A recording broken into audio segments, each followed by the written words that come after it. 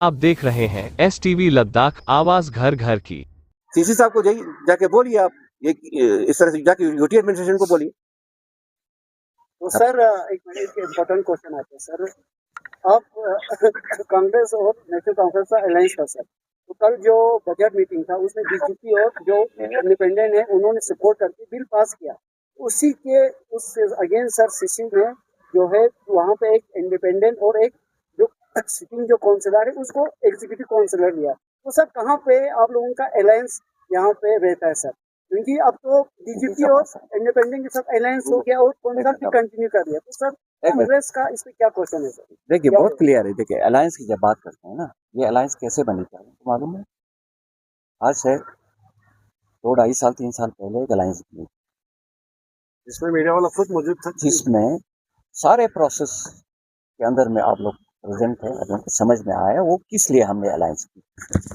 वो एक बहुत ही बड़ा अलायंस था, इन्हीं की 4 या 5 काउंसिलर बैठ के एक अलायंस बनाया, ऐसा नहीं था। इसके अंदर में आपका पॉलिटिकल पार्टीज, रिलीजियस इंस्टीट्यूशन सारे थे। ठीक है, हम उस अलायंस की बात करते हैं। वो अलायंस अभी भी जिंदा है और जिंदा रहेगा। लेकिन काउंसिल, अब आप लोगों ने वैसे भी बड़ा काउंसिल को बहुत बना दिया, ऐसा कुछ नहीं है।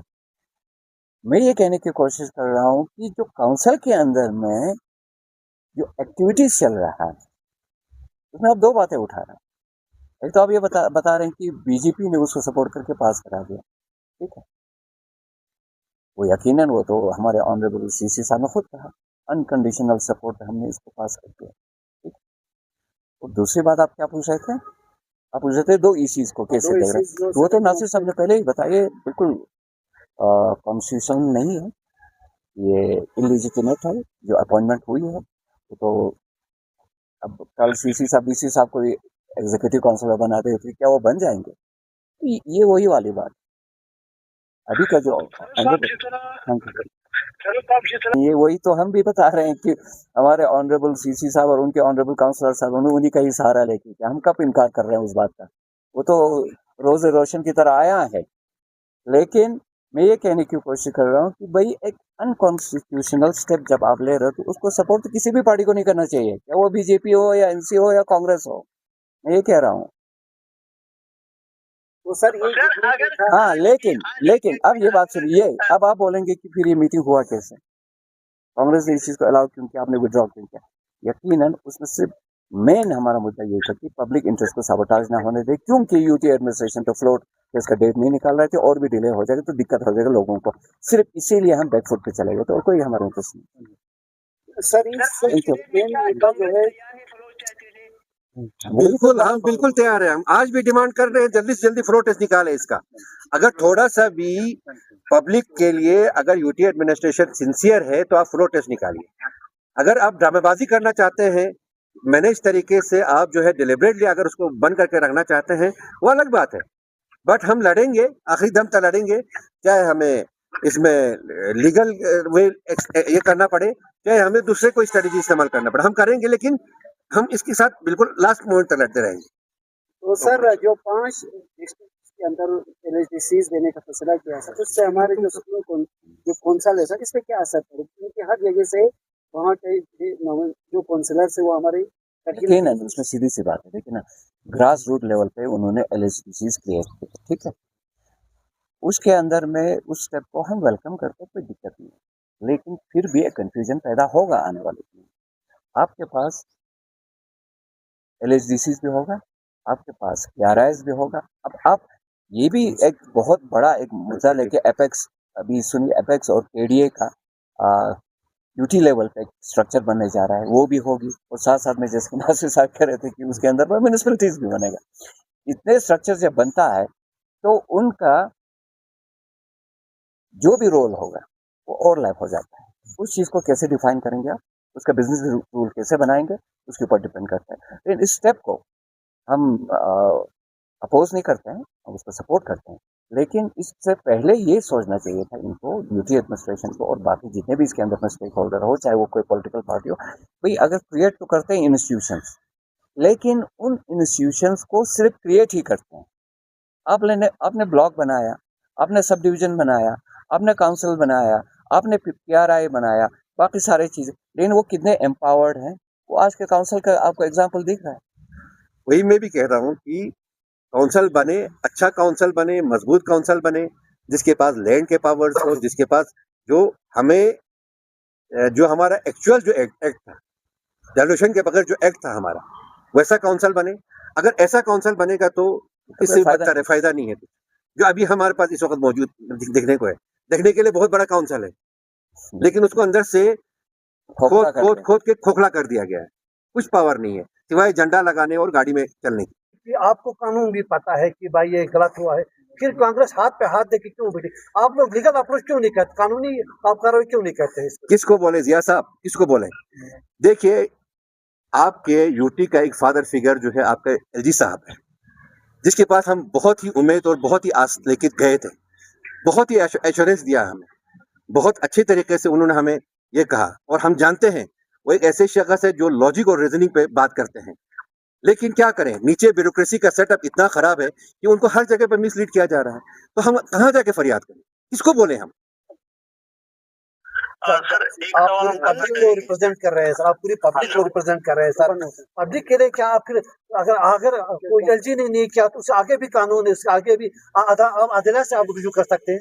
कहाँ जाए, ऊपर से लेके नीचे तक सब मिला हुआ, किसको बोले हम? कहाँ जाए, फरियाद कहाँ करें? भारत की देखिए, अदलिया पे सबको भरोसा है सर। बिल्कुल भरोसा है। देखिए, हमें खुशी है, हमें फख्र है, हम भारतीय है, और हमें ये भी खुशी है कि दुनिया का सबसे बड़ा जमहूरियत, लेकिन इस जमहूरियत में इस वक्त जो है पिट रहे हैं, लद्दाखी पिट रहे हैं। नासिर साहब, आपसे और एक सवाल, जिस तरह से 2 दिन पहले जो है प्लानिंग मीटिंग हुआ, और हमने भी ये बार बार देखा है कि जब भी प्लानिंग मीटिंग होते हैं वहाँ पे मीडिया को अलॉट किया जाता है। इस बार मैंने ये भी सुना है कि वहाँ पे प्लानिंग टाइम पे जो है मीडिया को अलॉट भी नहीं किया। ये एक बहुत ही सवाल है। और ख़ासकर और एक चीज़, जिस तरह से सीसी कारगिल ने कहा कि हमें फुल जो है के सपोर्ट है, किस तरह से देखते हैं आज?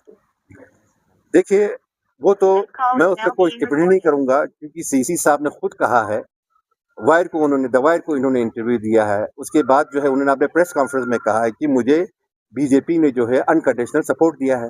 वो जानते हैं, बीजेपी जानते हैं, हमें उसके बारे में कोई इल्मियत नहीं है। आप जाके उन लोगों से पूछेंगे तो ज्यादा आपको बेहतर बता सकते। तो सर एक जबरदस्त अनाउंस बना था सर कांग्रेस और एनसीपी, वो कहाँ पे सर खराब हो गया? हाँ, ले लेंगे अभी आप 5 मिनट करगिल में जो आवाम है वो भी सफर होता है। देखिए, हमारा अलायंस कांग्रेस के पास भी 10 काउंसलर है सर, वो करगिल को रिप्रेजेंट। हमारा अलायंस आज भी बरकरार है। उसी अलायंस के ऊपर हमने एजेंडा अलायंस भी बनाया था, लेकिन उसमें कुछ लोगों ने जो है उस अलायंस को जो है तोड़ दिया। लेकिन ऐसा भी नहीं है कि जो बाकी अलायंस के लोग तो आज भी है, मजबूती के साथ है, और इंशाअल्लाह रहमान आने वाले दिनों में हमारा क्या लहा अमल होगा हम आपको मीडिया को बता देंगे। अभी उन्होंने क्वेश्चन। हाँ जी, हाँ जी, हाँ बताइए। सर, नो कॉन्फिडेंस मोशन को लेके कांग्रेस का इस वक्त क्या स्टैंड है, और साथ ही साथ फ्लोर टेस्ट को लेके? कहूँगा कि मैंने पहले भी अभी स्टेटमेंट में कहा था कि हम सारे अपने स्ट्रेटजीज तो मीडिया को नहीं बता पाएंगे, लेकिन ये बात आप याद रखिएगा, हमारे पास जो ऑनरेबल काउंसलर्स है 5 जो है हमारे साथ हैं, और हमारे पास ये भी हमारे पास एक वो है कि आज के दिन में हमारे पास टोटल में जब फ्लोर टेस्ट होगा तो पता चल जाएगा, 18 काउंसलर हमारे साथ हैं। नो कॉन्फिडेंस स्टैंड है। और नो कॉन्फिडेंस के ऊपर हमारा बिल्कुल स्टैंड बहुत क्लियर है, और इंशाल्लाह हमें यकीन है कि यूटी एडमिनिस्ट्रेशन बहुत ही जल्दी डेट निकालेगा इसके बारे में। इनको साहब, इनको अगर डर नहीं है तो नो कॉन्फिडेंस मोशन क्यों नहीं ला रहे हैं?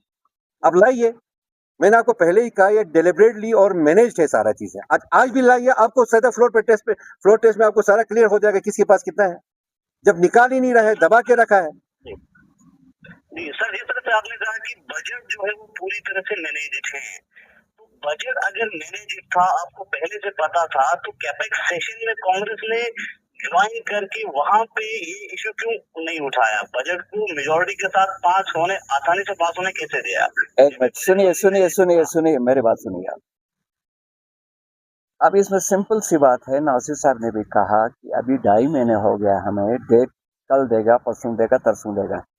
ये भी इनका एक स्ट्रेटजी का एक हिस्सा था कि भाई कांग्रेस वालों को बेवकूफ़ बना के रखो, और हम अपने अंदर से बाकी चीज़ों को मैनेज कर लेंगे, ठीक है। सर अब सुनिए सुनिए सर सुनिए, और एक इम्पोर्टेंट हाँ बताइए। सर और एक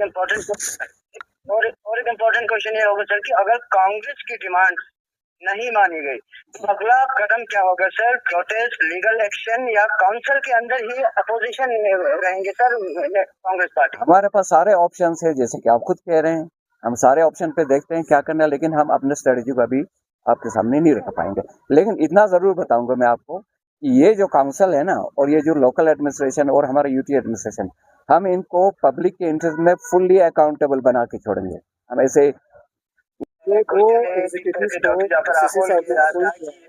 करगिल में जिले को लेकर बहुत लंबा था, लेकिन मैं छोटा सा जवाब देता हूँ।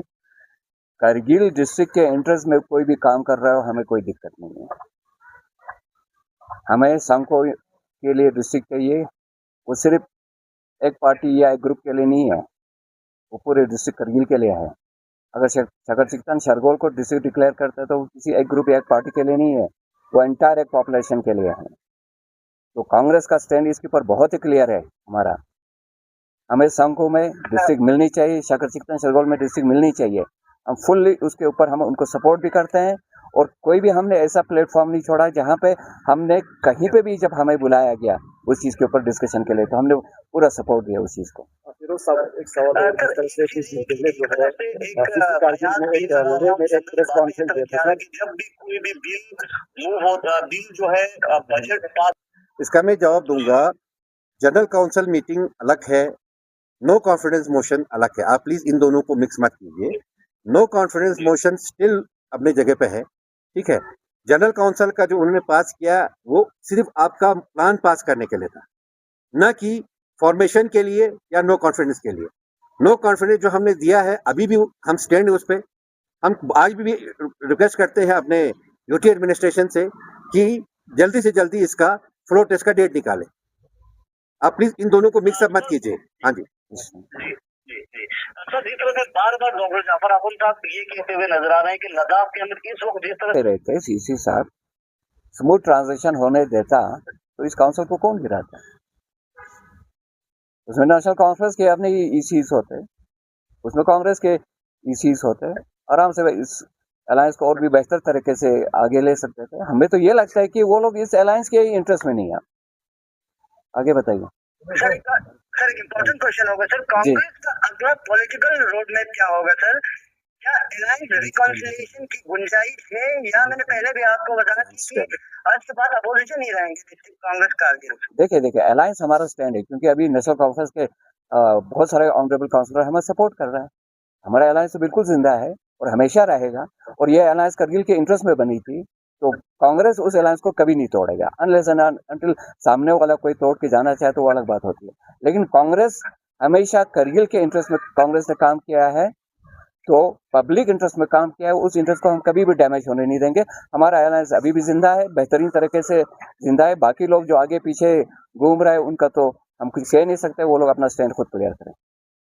तो सर प्लान मीटिंग पास होने के बाद कल एक मिनट आप रुकिए डॉक्टर जाफर आखुन ने जो है कल तो जो का जो एक मिनट रुकिए, वो कल फुलफिल किया सर, इससे आप लोगों का क्या कहना है?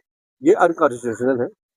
देखिए हमने पहले ही कहा कि सीसी साहब अपनी मेजॉरिटी खो चुकी है, ठीक है। तो कल उन्होंने ये स्टेप लिया है, वो नहीं कर सकते हैं। इसमें हम डीसी साहब को क्वेश्चन करते हैं कि भाई आपने कैसे करने दिया? हमारा नो कॉन्फिडेंस मोशन आपके पास ऑलरेडी पड़ा हुआ है, ऑलरेडी माइनॉरिटी में है, आप फ्लोर टेस्ट कराते उसके बाद करते, ये कैसे किया आप लोगों ने? इसमें हम सबसे ज्यादा इस पे जो है हम अपने सीओ को बोलते हैं, डिप्टी कमिश्नर को, कि आपके मौजूदगी में कैसे हो गया है सब चीजें। ये नहीं होना चाहिए, टोटली अनकॉन्स्टिट्यूशनल, अनडेमोक्रेटिक है और बिल्कुल गलत तरीके से किया है। नासिर साहब एक आखिरी सवाल, इस तरह से बार बार कहा कि प्लानिंग मीटिंग को लेकर कांग्रेस के लोग जो है जितने भी काउंसिलर थे वो एलजी साहब के पास सेक्रेटरी के पास जाके प्लानिंग मीटिंग को होने नहीं दे रहा है। आपके ऊपर एक बहुत बड़ा इल्जाम जो है तो आप इस तरह से देखते हो, और क्या आप लोग के पास बार बार इस मुद्दे को लेकर किया था? आप देखिए सबसे पहले हमने 14 मई को डीसी साहब को अपना नो कॉन्फिडेंस मोशन दे दिया। उसके बाद उन्होंने कहा कि एज पर एक्ट मुझे यूटी एडमिनिस्ट्रेशन से इसमें डायरेक्शंस लेने। यहाँ से यूटी एडमिनिस्ट्रेशन को गया, जाने के बाद इन द मीन टाइम हम चीफ सेक्रेटरी साहब से भी मिले, उन्होंने हमें क्लियर डायरेक्शन ये एश्योरेंस दिया कि हम बहुत जल्दी इसमें निकाल रहे हैं। उसके बाद देर हो गया, हम एलजी साहब के पास चले गए और 16 के 16 काउंसलर्स को लेके चले गए, तो उन्होंने भी हमें एश्योरेंस दिया। अब देखिए 16 पब्लिक रिप्रेजेंटेटिव्स चाहे तो आप खुद अंदाजा कीजिए, एक एक कॉन्स्टिट्यूंसी का 5-5 हज़ार भी हो गया तो 80,000 लोगों को उन्होंने वादा दिया, उसके बावजूद भी अभी तक नहीं निकाल रहे हैं। तो प्लान मीटिंग का देरी जो है हमारी वजह से नहीं हुआ है, ये यूटी एडमिनिस्ट्रेशन के कोताही की और देरी की वजह से हुआ है, जो जिन्होंने नोटिफिकेशन निकालने में अभी तक नहीं निकाला है। इसके मतलब अभी तक अगर कल प्लान का मीटिंग नहीं होता, ये अभी तक हमारे गर्दन में डालते रहते कि भाई इनकी वजह से नहीं हो गया। कि 1997 में जब एलएचडीसी को लद्दाख में नाफिज किया गया, वो एक एक्ट के बुनियाद पर है जिसे एलएचडीसी एक्ट 1997 कहा जाता है। और उस एक्ट को जब से लद्दाख में यूटी बनी है, उस एक्ट की धज्जियां उड़ाया गया है। पहले जो भी हमें बहुत सारी चीज़ों में जो पब्लिक रिप्रेजेंटेटिव्स के थ्रू डिसीजंस होते थे, स्टैट्यूटरी ऑर्डर्स पर स्टैट्यूटरी ऑर्डर्स डाल के जो है वो इस एक्ट को इस हद तक कमज़ोर कर दिया है कि अब वो ऑटोनमस काउंसिल का लफ्ज़ मेरे ख्याल में हटा देना चाहिए। क्योंकि आप देख रहे हैं कि आज ब्यूरोक्रेट्स लद्दाख में पॉलिटिक्स को चला रहे हैं। जहाँ भी देखो ब्यूरोक्रेसी का इतना बोला बाला है कि अवामी नुमाइंदों की कोई आवाज़ नहीं है।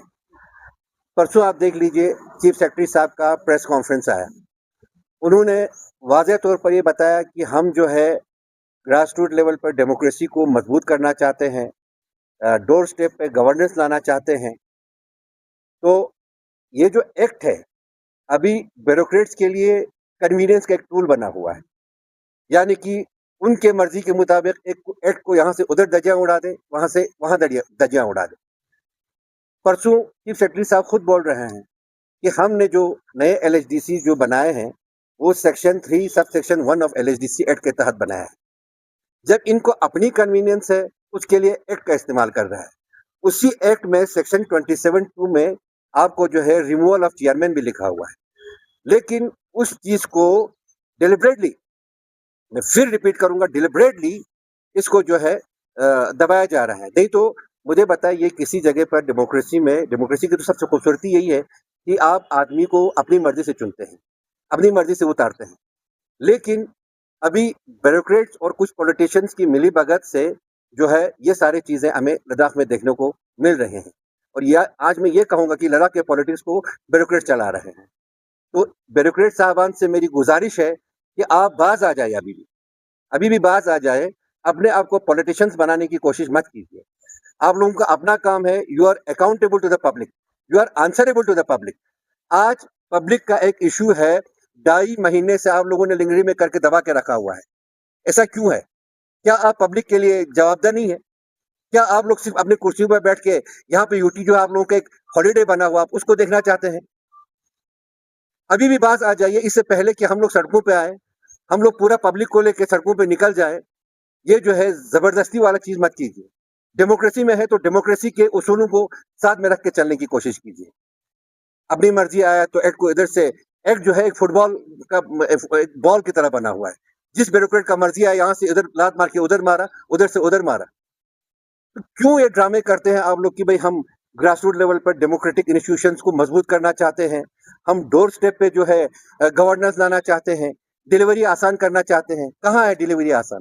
आज हम आप लोगों से जवाब चाहते हैं, पब्लिक की तरफ से आप लोग जवाबदाह हो, यू आर आंसरेबल। आप ये बताइए कि 2-2.5 महीने गुजरने के बाद आप लोग ये नोटिफिकेशन क्यों नहीं निकाल रहे हैं? आप फ्लोर टेस्ट कराइए, डेमोक्रेसी का उसूल है। कहीं अगर कोई शक पैदा हो जाती तो आप फ्लोर टेस्ट करते हैं। और honourable court, high court Jammu and Kashmir ने ऑर्डर भी दिया है कि ऐसे कंट्रोवर्सीज में floor test is the best option. आप इन उसूलों को क्यों नहीं मानते हैं? तो मेरी गुजारिश यही है, अब लोगों के जज्बात जो है वो बहुत उभर चुके हैं। लोगों के टेस्टिमेंट का लोगों के जज्बात का टेस्टिमेंट करना छोड़ दीजिए। इससे पहले कि लोग सड़कों पे आए, हम लोग सड़कों पे आए, आके अपनी डेमोक्रेटिक राइट्स के लिए लड़े, आप लोग अभी भी बाज आ जाइए। मैं इतना कहना चाहता हूँ। और साथ में जब अभी फेरोज साहब ने कहा कि प्लान पूरा मैनेज था, आपका एलएचडीसी एक्ट के तहत कैपेक्स बजट जो है वो पूरा आपका एलएचडीसी के पास होता है कि उसमें क्या प्रायोरिटी फिक्स करना है, किधर पैसा डालना है, कहाँ डालना है, और आप लोग अपने ऑर्डर को ही कंट्राडिक्ट कर रहे हो। पिछले बार आप लोगों ने एक ऑर्डर निकाला था फाइनेंस डिपार्टमेंट ने, अगर उस ऑर्डर को ऐसा करना था तो आप एक्ट का भी वायलेट कर रहे हैं, क्योंकि एक्ट में अमेंडमेंट के लिए आपको या असेंबली में या पार्लियामेंट से आपको उसका कंसेंट चाहिए, अमेंडमेंट का वहां से होना चाहिए। उसके बावजूद भी आप लोग एक फाइनेंस डिपार्टमेंट का एक ऑर्डर निकाल के ये कहते हैं कि चीफ कंट्रोलर ऑफ फाइनेंस दोनों डिस्ट्रिक्ट को ये करते हैं कि भाई आप लोग जो है अपने अपने जुरिडिक्शन में प्लान बनाओ। और ये इस प्लान में अभी हम देख रहे हैं करगिल के एलएचडीसी करगिल के जो इस साल के प्लान में बहुत सारे जगहों पर जो है बाउंड्रीज को जो है उसमें ये हुआ है निकाल रहे हैं। आप तसल्ली से वापस जाइए। हमने डिप्टी कमिश्नर साहब को 2 बार रिप्रेजेंटेशन किया, फिर हमारे ऑनरेबल ये रिस्पेक्टिव चीफ सेक्रेटरी साहब यहाँ पे थे, उनको एक रिप्रेजेंटेशन किया, जिसमें हमारे सोलंग के सोलंग काउंसिलर्स। उसके बाद हम एलजी साहब से मिलने ले चले गए, वहां पे भी हमने परेड कराया सोलंग काउंसिलर्स। तो वहां पे ये हमें विश्वास दिलाया गया कि बस ये विद इन फ्यू डेज हो गया, आपका डेट आ गया। एक साइड से हमें कह रहे हैं कि आपका डेट कुछ ही दिनों में आ रहा है, और दूसरी तरफ से प्रेशर क्रिएट किया जा रहा है पब्लिक के थ्रू। ये बोला जा रहा है कि जनरल काउंसिल का मीटिंग नहीं हो रहा है, डेट को डिले करते जा रहे हैं ये लोग। अगर ये लोग सिंसियर होता तो विद इन 10 डेज डेट निकाल के उनको बोलना था कि फलाना डेट हमने निकाल लिया है, अब आप लोग 10 दिन के बाद फ्लोर टेस्ट पे जाइए, हम देखते हैं किसका गवर्नमेंट बनता है किसका नहीं बनता है, उसके बाद हम अपना जनरल काउंसिल मीटिंग कर लेंगे। 14 का अगर गया था तो 15-20 तक मान लीजिए एलजी साहब बिजी होते या सीएस साहब बिजी होते, 10 दिन तक बिजी होते, उसके बाद डेट निकाल सकते, और उसके बाद हम फ्लोर टेस्ट कर लेते, जनरल काउंसिल मीटिंग भी होता। तो ये दोहरापन जो अपना के बैठे हैं ना ये लोग, वो पब्लिक को समझ में आना चाहिए।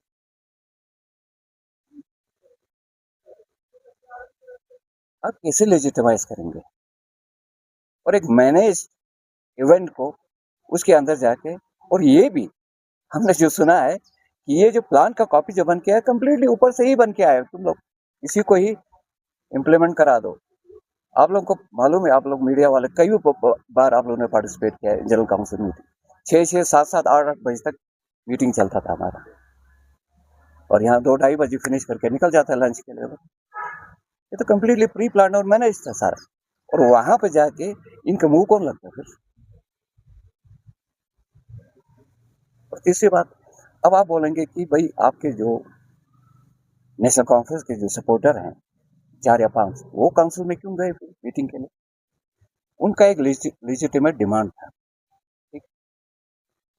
तो आप लोग बोलेंगे ना कि एग्री कैसे किया आपने इसको करने का, कांग्रेस भी चुप क्यों बैठे? तो कांग्रेस 2 वजह से चुप बैठे। एक तो ये था कि जनरल पब्लिक का जो इंटरेस्ट था उसको सर्व करना था हमको, कब तक रोक के रखते हैं। कांग्रेस ने हमेशा पब्लिक के इंटरेस्ट में काम किया, एक ये वजह था। दूसरा वजह ये भी था कि हमारे नेशनल कॉन्फ्रेंस जो हमारे पार्टनर के लोग थे वो लोग भी कहते थे कि इसको जनरल काउंसिल मीटिंग को कम से कम होने देना चाहिए पब्लिक इंटरेस्ट में। उन्होंने भी हम पे प्रेशर मारा, क्योंकि वो लोग भी तो जनरल पब्लिक के ही बारे में सोच रहे थे। तभी हमने जाके इस चीज को कोर्ट से हमने विड्रॉ किया। एक्चुअली हमारा इंटेंशन था फ्लोर टेस्ट के लिए, जनरल काउंसिल मीटिंग के लिए उसके अंदर में कोई खास बात ही नहीं, लेकिन चलो ठीक है, जो भी उसके अंदर में पॉइंट्स रखा हो हम सबको विड्रॉ कर लेते हैं ताकि पब्लिक सफर ना करे। ये 3-4 बातें थी जिसकी वजह से हमने इस जनरल काउंसिल मीटिंग को होने दिया, क्योंकि हमारा सीजन खत्म हो रहा है। लेकिन साथ में हम ये भी कहेंगे हमने पार्टिसिपेट क्यों नहीं किया। हमने पार्टिसिपेट इसलिए नहीं किया क्योंकि हम बिलीव करते हैं, हम यकीन रखते हैं जो इलेजिटिमेट और गैर आईनी है वो है, ये पब्लिक को समझ में आनी चाहिए। इनका जो दोहरा वो करते हैं ना, जो जिसे कहते हैं मेजरमेंट्स, वो बहुत डेंजरस बन गया। तो एक तो ये क्लैरिटी देना काम है, और दूसरी बात जो आप लोग ये कह रहे हैं कि आज के दिन में क्या स्टेटस लेके चल रहा है, क्या वो लेके चल रहा है। लेकिन हमारा जो पॉलिटिकल जो भी स्ट्रेटजी होगा वो तो मीडिया में हम कहेंगे नहीं, लेकिन हम इतना ज़रूर कहेंगे कि आप लोगों को यकीनन अपडेट करते रखेंगे जब जब हमारा डिलिब्रेशन अभी चल रहा है और बेहतरीन तरीके से चल रहा है। और जो नेशनल कांफ्रेंस के जो अभी एक बड़ा र्यूमर चल रहा है, ये भी डाउट पैदा किया जा रहा है कि नेशनल कॉन्फ्रेंस के जो लोग हैं, जो हमारे पास 5 लोग हैं, वो कांग्रेस के साथ जुड़े हुए हैं, है कि नहीं। उसके ऊपर क्लैरिटी के साथ हम कहना चाहते हैं कि वो हमारे साथ जुड़े हुए हैं। और आप लोग निशाद फरोज साहब का स्टेटमेंट भी सुना होगा कि फ्लोर टेस्ट के ऊपर जब आएगा वोटिंग के लिए तो हम साथ में हैं।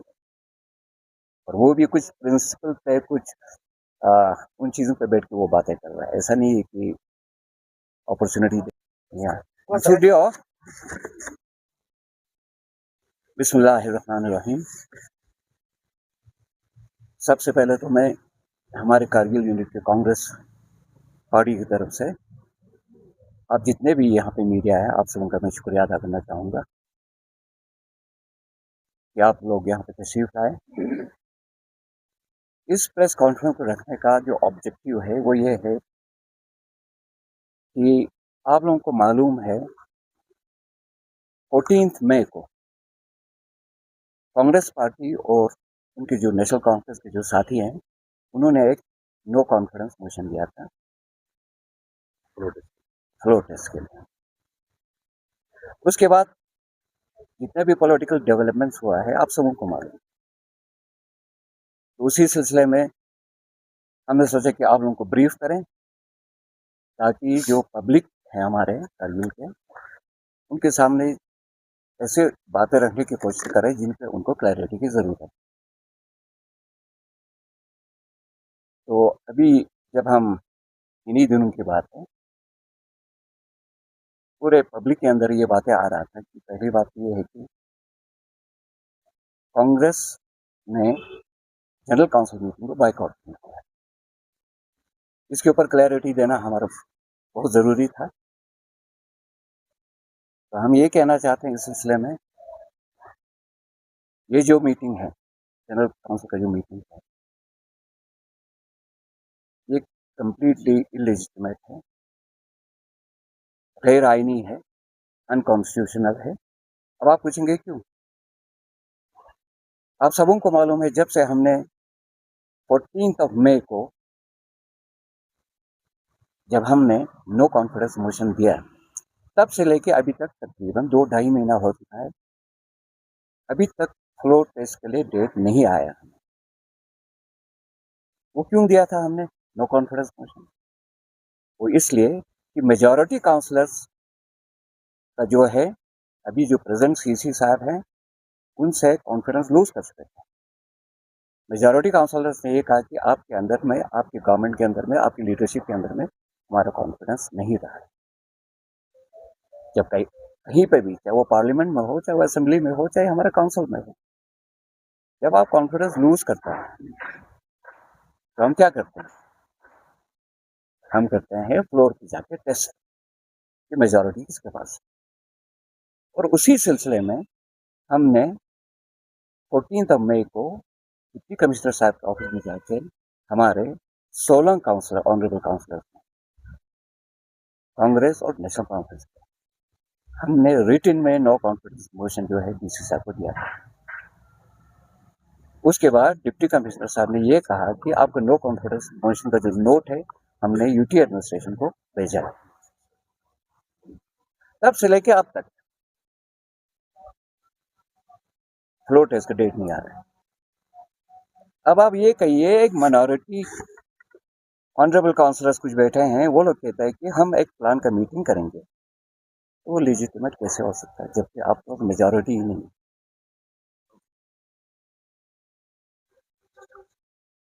और दूसरी बात, किसी ऐसे अनकॉन्स्टिट्यूशनल जो है गैर आईनी एक्टिविटी के अंदर में हमने पार्टिसिपेट नहीं करने का कांग्रेस और कांग्रेस के लीडरशिप ने डिसाइड। और दूसरी बात जो है, अब पब्लिक ये समझता है कि आप लोग अंदर जाके फाइट क्यों नहीं करते हैं। उस पर मेरा ये कहना है, ये जो मीटिंग जो हुआ है वो कंप्लीटली मैनेज था। अब आप कहेंगे मैनेज कैसे है? आप देखिए 2-2.5 महीने से यूटी एडमिनिस्ट्रेशन के पास हमारे नो कॉन्फिडेंस मोशन जाती है। कल डेट निकालेंगे, परसों डेट निकालेंगे, तरसों डेट निकालेंगे, करते करते 2.5 महीना हो जिसका न यूटी एडमिनिस्ट्रेशन को कुछ पता है, न जो हमारे यहाँ पे जो बैठे हैं काउंसिल के अंदर में, न उनको कुछ पता है। आप लोगों को मालूम है आज से 2.5 साल पहले हमारी एग्रीमेंट हुई थी, रिटन एग्रीमेंट हुई, जिसमें रोटेशन पे जाना था हमको, उससे सब हट गए। तो प्रिंसिपल कहाँ है, उसूल कहाँ है, बाकी चीजें का कौन धज्जियां उड़ा रहा है, किस तरह से काम कर रहा है, आप लोगों को साफ नजर आ रहा है। तो उस चीज के ऊपर हम तो ये कहते हैं कि पब्लिक जो है हमारे इन चीजों को समझे। और अभी रिसेंटली आप लोग देखा कि एक बाकी आप क्वेश्चन पूछ लीजिएगा, उस हिसाब से हम रिप्लाई करते जाएंगे। मैं थोड़ा सा एक मिनट सर, इसको थोड़ा सा बोल अभी रिसेंटली एक मिनट सर, अभी तो एक दो और इश्यूज है जिसमें मैं थोड़ा बात करना चाहूंगा। अभी रिसेंटली जो तहसील का क्रिएशन हुआ है उसके अंदर में हम दो बात कहना चाहेंगे। हमें तहसील दी गई है ले कारगिल डोनी के अंदर में, वो बिल्कुल वेलकम है, बहुत अच्छी बात है, होनी चाहिए। लेकिन इन्होंने एक वर्ड यूज किया है रैशनलाइजेशन, लेकिन इस क्रिएशन के अंदर में रैशनलाइजेशन कहाँ दिख रहा है, आप मुझे ये जरा बताइए, कहाँ है वो रैशनलाइजेशन? यहाँ पे ये हुआ है करगिल के अंदर में आपको कुछ जगहों पे 3-3 तहसील दिया है, कुछ गांवों को लेके 2-2 तहसील दी गई। अब हद तो ये हो गई है कि ले में नुब्रा में है कि कहीं पे एक गांव पे तहसील दिया है, जबकि आप देख रहे हैं सुरू, चगरसीतन, शरगोल को मिला के और करगिल जो सच से लेके उदयपटाल से लेके यहाँ तक आता है, द्रास तक आता है, जिसके अंदर में 20-20, 25-25 गाँव है, उनके ऊपर एक तहसील। तो रैशनलाइजेशन कहाँ है? आप लोग किस चीज को आप जस्टिफाई कर सकते हैं, मुझे बताइए। अगर आपको सिर्फ पॉलिटिकल डिसीजंस लेना है तो ले लीजिए, हम उसको क्या कर सकेंगे, लेकिन लोगों के साथ नाइंसाफी तो नहीं होनी चाहिए। 20-20 गाँव के ऊपर एक तहसील और किसी जगह पे एक गाँव को एक तहसील, आप समझ रहे हैं? और द्रास के अंदर में तो मैं इस बात से भी हैरत, मतलब मुझे डिस्ट्रिक्ट कारगिल और संस्कार में तो कुछ क्रिएट किया है इन्होंने, द्रास में तो एक भी क्रिएट नहीं किया। उनका भी पॉपुलेशन है 19 गाँव में, 19 गाँव पे एक। तो अब देख लीजिए ना, ये सब हो क्या रहा है, किसको पूछ के हो रहा है? मुझे जो लगा ये जो डिसीजन एक लगा, ये पॉलिटिकल डिसीजन लगा, एक पर्टिकुलर काउंसलर को इन्फ्लुएंस करने के लिए, जो करगिल में जो क्रिएशन हुई है। मुझे लगा इसका मतलब ये है कि हमारे प्रेजेंट काउंसिल के अंदर में उनसे पूछ के ये सारा किया गया है। तो ठीक है सर जी, अगर आप लोगों का पॉलिटिकल उसके अंदर में आप लोगों का कुछ काम बनता है तो बना लीजिए, लेकिन बाकियों को आप क्या जवाब देगा? द्रास को आप क्या कहोगे? करगिल का आपके शकर चिकतन से शरगुल को आप क्या कहोगे? सुरुक एरिया में जो 8-10 गाँव के ऊपर जो एक तहसील क्रिएट किया गया है उसको क्या कहोगे? और एक डिस्क्रिमिनेशन भी मुझे यूटी एडमिनिस्ट्रेशन का दिख रहा है।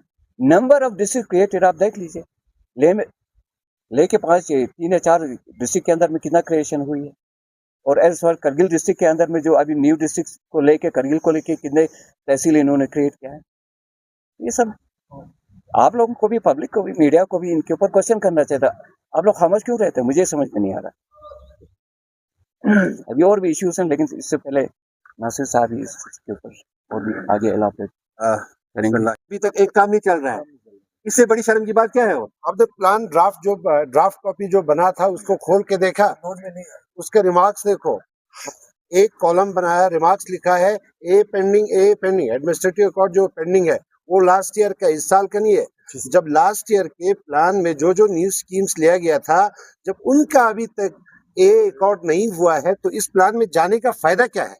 एक दूसरी बात, हम इस प्लान मीटिंग में नहीं गए।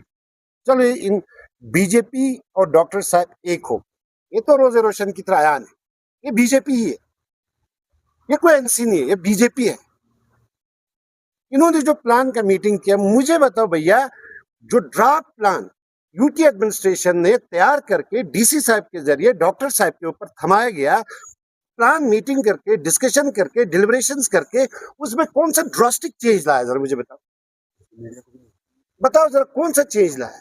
इसीलिए तो मीडिया को नहीं एक बताया। सेकंड, उसमें कौन सा करगिल के हित में कौन सा प्रायोरिटी फिक्स किया, बताओ, एक तो बताओ। आपको पता है अभी नासिर साहब और फेरोज साहब ने एक चीज का जिक्र नहीं किया, मैं उसको जिक्र करना चाहता हूं। जब भी आपके एनुअल बजट पे जनरल काउंसिल मीटिंग होता है, उस जनरल काउंसिल मीटिंग में आपके एलएसडीसी का एग्जीक्यूटिव बॉडी बैठता है, ठीक है, एक रिव्यू मीटिंग लिया जाता है जिसमें चेंजेस लाता है। इन विचारों को तो इतना स्क्रू टाइट करके रखा और रिव्यू मीटिंग भी नहीं करने दिया। एक और बात, सुबह मीटिंग है, सीसी की तरफ से डिनर होस्ट किया जाता है सारे काउंसलर्स को। अरे जनाब, हद देखो यूटी एडमिनिस्ट्रेशन की इंटरवेंशन को, वो डिनर भी होस्ट करने नहीं दिया। आप बताओ इसका ये काउंसिल कहां पहुंचा गया? ये सिर्फ एक रबर स्टम्प है। आने वाले कल में देखो, जो महबूबा मुफ्ती ने जम्मू कश्मीर में गलती किया था, महबूबा मुफ्ती बीजेपी के साथ बैठ के, जिन्होंने कुछ महीने या कुछ साल हुकूमत किया, बीजेपी को जम्मू कश्मीर के अंदर दाखिल होने के लिए एक रास्ता हमवार करके दिया।